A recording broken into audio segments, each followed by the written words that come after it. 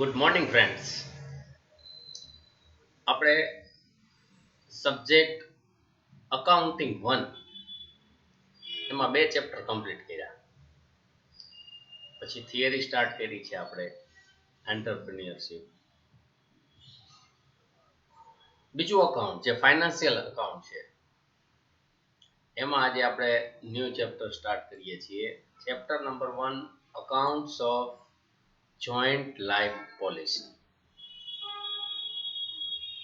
તો joint life policy partnership firm જે ચલાવતા હોય એ પોલિસી લેતા હોય ત્રણેય ભાગીદારની ભેગી. તો પેઢીમાંથી જ ફર્મ એટલે પેઢીમાંથી જ પ્રીમિયમ કપાતું હોય. એના માટેની અલગ અલગ મેથડ છે કે પ્રીમિયમને રેવન્યુ એક્સપેન્ડિચર ગણવાનું, કેપિટલ એક્સપેન્ડિચર ગણવાનું. આપણે બધી અલગ અલગ મેથડ જોવાની છે. એમાં કોઈ ભાગીદારનું ડેથ થાય, મૃત્યુ થાય તો પોલિસીમાંથી બધા ભાગીદારોને રૂપિયા મળે છે અને બધા ભાગીદારો જે પોર્શન છે પ્રોફિટ એન્ડ લોસ અકાઉન્ટનો એ પોર્શનમાં ડિસ્ટ્રીબ્યુટ કરી લે છે. તો આ એટલું બધું અઘરું ચેપ્ટર નથી, થોડુંક ધ્યાન રાખશો એટલે સમજાઈ જશે. તો chapter number 1 accounts of joint life policy. When joint life policy is taken by the firm. આ કોણ લે છે? પેઢી લે છે joint life policy. Premium of this policy is paid by the firm. પેઢી જ એનું પ્રીમિયમ ભરે છે. The firm makes its accounting entry in any one of the following 4 methods. પેઢી છે આ પ્રીમિયમની એન્ટ્રી, અકાઉન્ટની એન્ટ્રી આ નીચેની 4 માંથી કોઈ પણ એક મેથડે આપે છે. A. Firm can consider premium as a revenue expenditure and debit profit and loss account at the end of the accounting year. પ્રીમિયમને રેવન્યુ એક્સપેન્ડિચર તરીકે લઈ અને P&L અકાઉન્ટમાં ડેબિટ કરે છે વર્ષના અંતે. B. Firm may treat premium as capital expenditure and instead of debiting P&L account, joint life policy account is debited and this account is shown on asset side of balance sheet. પ્રીમિયમને capital expenditure તરીકે લે છે તો joint life policy અકાઉન્ટમાં debit કરે છે અને assets balance શીટમાં એસેટ સાઇડ બતાવે છે. C. Premium is considered as capital expenditure but policy is shown at surrender value in balance sheet. Surrender value એટલે શરણ મૂલ્ય. પહેલા વર્ષે પોલિસીના આટલા રૂપિયા મળે, બીજા વર્ષે આટલા મળે, ત્રીજા વર્ષે એને શરણ મૂલ્ય, સરેન્ડર વેલ્યુ કહેવાય. Amount of difference is written off by transfer to P&L account. And last number D. Premium is considered as capital expenditure and policy is sold at surrender value with the help of joint life policy reserve account. તો એમાં reserve account create કરવાનું હોય છે. તો આપણે સિક્વન્સમાં method જોતા જાય કેટલો ડિફરન્સ આવે છે. તમારે જર્નલ એન્ટ્રી પાકી કરવાની છે. અકાઉન્ટિંગ 1 એનો તમે અલગ ચોપડો બનાવેલો હશે. ફાઇનાન્શિયલ અકાઉન્ટનો પણ તમારે અલગથી ચોપડો બનાવવાનો છે.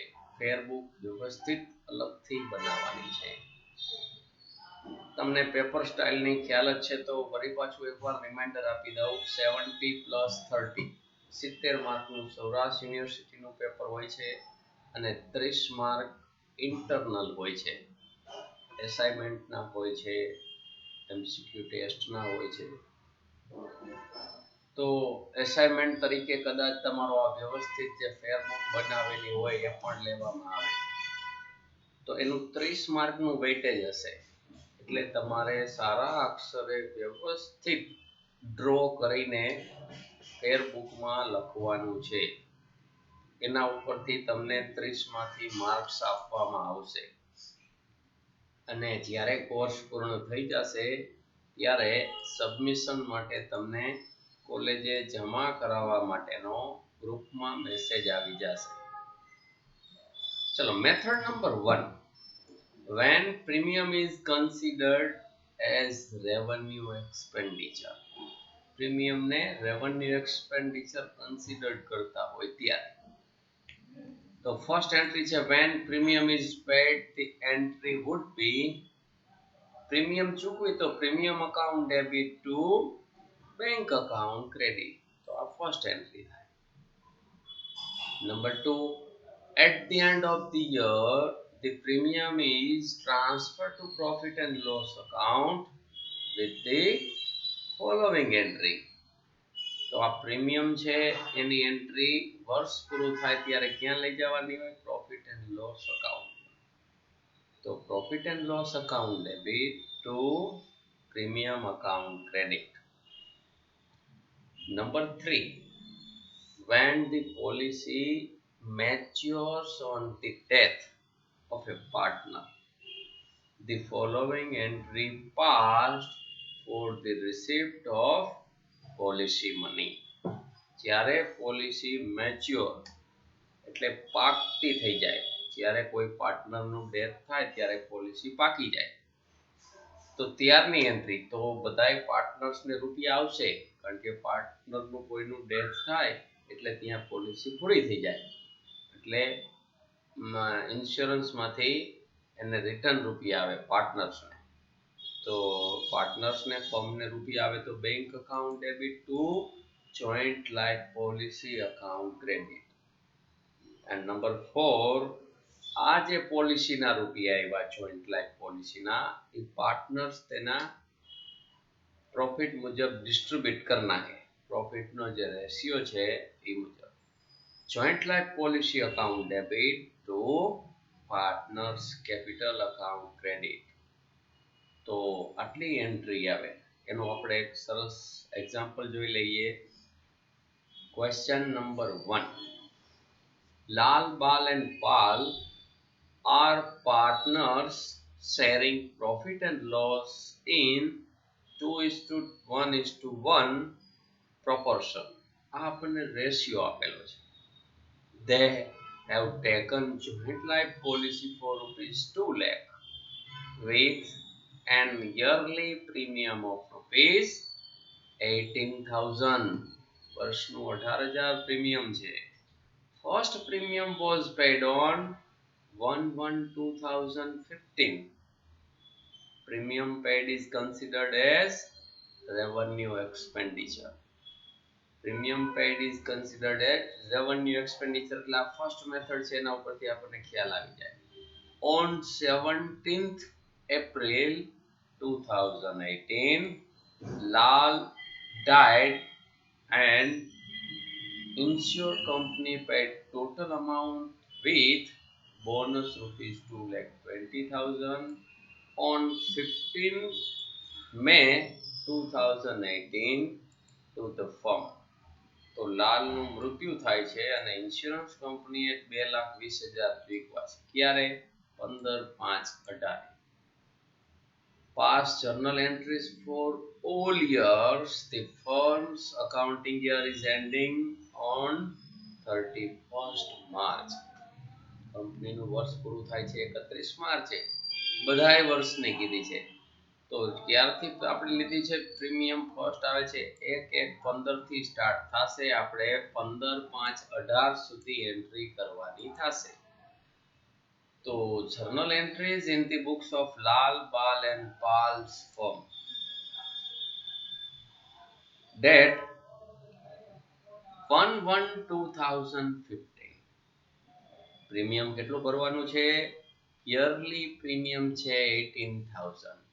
તો premium account debit 18,000 two bank account credit 18,000 being first premium paid. આ વર્ષ પૂરું ક્યારે થાય? 31/3 આપણને કીધું કે માર્ચમાં એન્ડિંગ યર છે, 31/3/15 પૂરું થાય છે. તો ત્યારે પીએનએલ માં ટ્રાન્સફર કરવાના હોય. PNL account debit 18,000 to premium account credit 18,000. એના પછીનું નેક્સ્ટ પ્રીમિયમ આવ્યું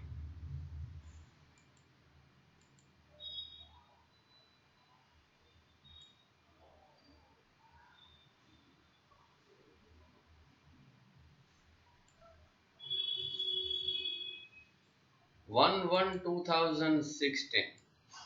premium account debit to bank account 18,000. જો મિત્રો ગમે એટલા વર્ષની કીએ પછી તો કોપી જ કરતું જવાનું છે, ખાલી વર્ષ જ ચેન્જ થાય, ડેટ જ ચેન્જ થાય, બાકી એન્ટ્રી ના જ રહે. 18,000 being second premium paid. being એટલે બાબત છે, આપણે ગુજરાતીમાં આમ નોંધમાં લખતા ને, આમાં જરૂરી નથી, પણ એક બે દાખલામાં આપણે લખેલી છે, એક્ઝામમાં યાદ આવે તો લખવાની, પણ being ના તમારે માર્ક કપાશે નહીં, પણ તમને યાદ આવે તો લખી નાખવાની. being second premium paid પછી એને પ્રોફિટ એન્ડ લોસ માં ટ્રાન્સફર કરવાનું હોય તો 31st March 2016 profit and loss account debit 18,000 to premium account credit 18,000 being entry to close the premium account. Next આવે છે 1/1/2017 premium account debit 18,000 to bank account credit 18,000. હવે P&L માં transfer કરવાની છે. આ તો થર્ડ પ્રીમિયમ પેડ કરી. તો 31st March 2017 profit and loss account debit 18,000 to premium account credit 18,000 being entry to close the premium account. Next I will 1/1/2018 premium account debit 18,000 to bank account credit 18,000. આ fourth premium pad કર્યું, એની આપણે entry કરી. હવે એને P&L માં transfer કરવાની છે વર્ષના અંતે. તો 31st March 2018 profit and loss account debit 18,000 to premium account credit 18,000 being entry to close the premium account. હવે જો મિત્રો 31/3/18 સુધી આપણે લખીએ. હવે એનું ડેથ થાય છે 18 માં જ છે, 17/4/18 17 April 2018. પણ કંપની ત્યારે એને પેડ કરે છે અમાઉન્ટ 15 મે. તો જ્યારે રૂપિયા આપે એની જર્નલ એન્ટ્રી આવે 15 મે 2018 પેઢીને ફોર્મને કેટલા રૂપિયા આવે છે બોનસ સહિત 2,20,000. તો bank account debit 2,20,000 to joint life policy account credit 2,20,000 into bracket being amount received from insurance company on death of લાલ.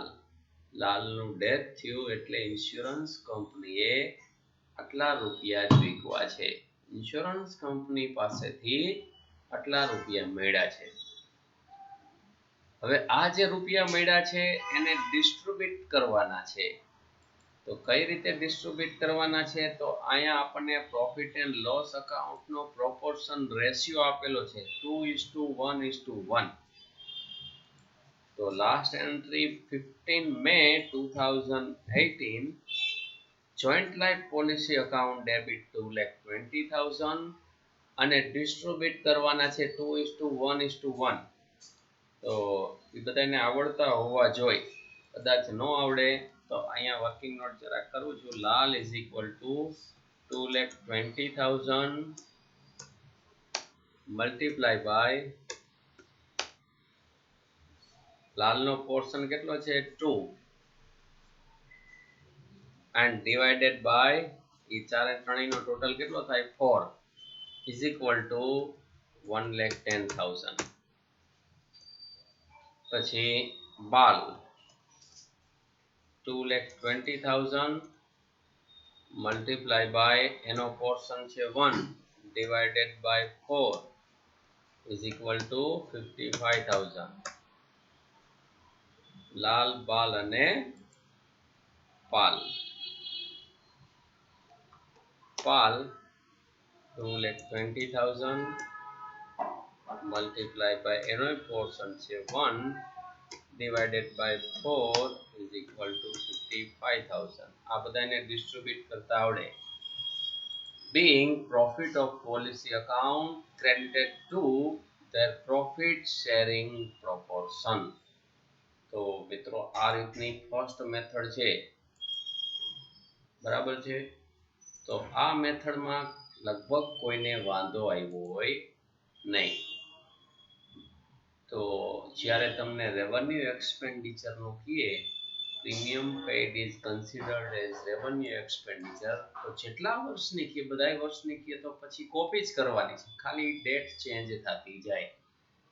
તો આ ફર્સ્ટ મેથડનો આપણો સમ હતો. અહીંયા ફર્સ્ટ સમ આપણે કમ્પ્લીટ કરીએ છીએ. નેક્સ્ટ લેક્ચરમાં નેક્સ્ટ મેથડ સાથે next sum. Thank you very much.